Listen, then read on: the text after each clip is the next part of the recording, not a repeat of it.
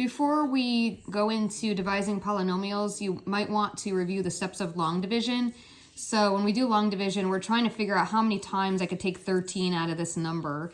So I'm going to start by looking at each separately. So 13 goes into 6 0 times. 13 goes into 69. Well, I know that 10 goes into 66 times, but I think 13 times 6 might be too much. So I'm going to try maybe times 5. So we've got 15 and 65. Perfect. So we're going to do 5. We subtract. So divide in, multiply, subtract, and then bring down. So we've got 4, and we're going to bring this 8 down. 13 goes into 48, maybe 4 times. 4 times, that would be 24, maybe. Might be too much.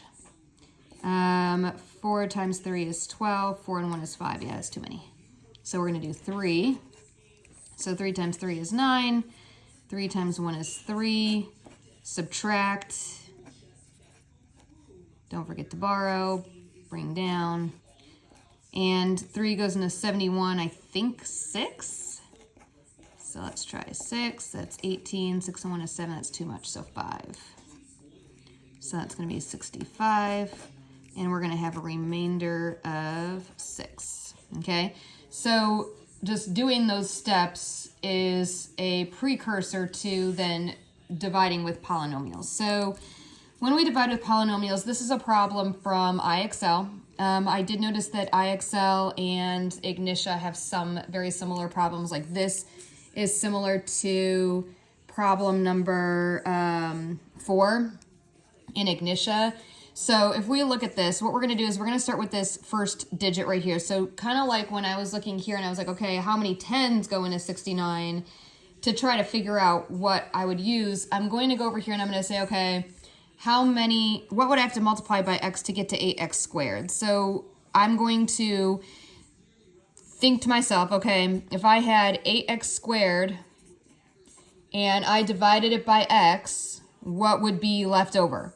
So when we divided one term by one term, all we do is we subtract the exponents, and then that numeric coefficient just carries over. So that's going to be just 8x. So I know that if I do x times 8x, I'm going to get, just like I multiplied over here, 5 times 13 is 65. So now I'm going to multiply 8x times x is 8x squared.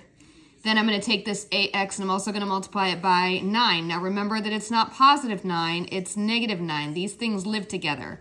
So 8 times negative 9 is going to be negative 72x. Oh, look at that. I'm not going to get a remainder.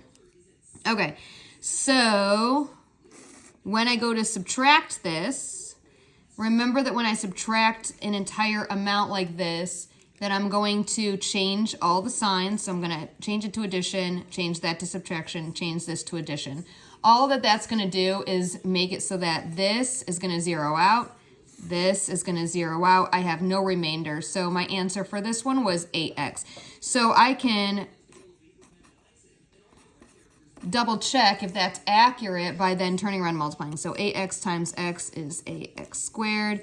Negative 9 times 8 is negative 72x, and that's what I had here, so that's going to be correct. So now I'm going to go back over to IXL, and, oops,